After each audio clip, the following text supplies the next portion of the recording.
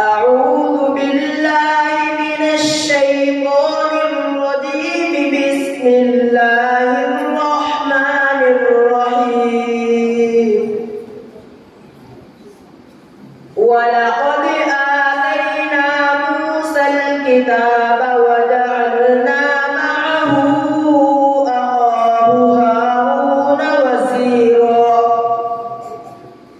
فقلنا اذهبا إلى القوم الذين كذبوا بآياتنا فدمرناهم تدميرا.